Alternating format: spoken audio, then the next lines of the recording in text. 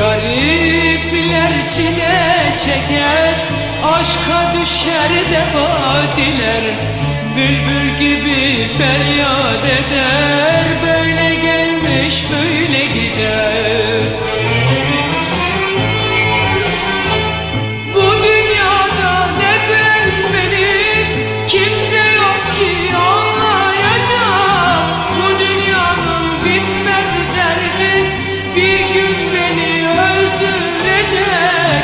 Bu dünyada neden beni kimse yok ki anlayacak?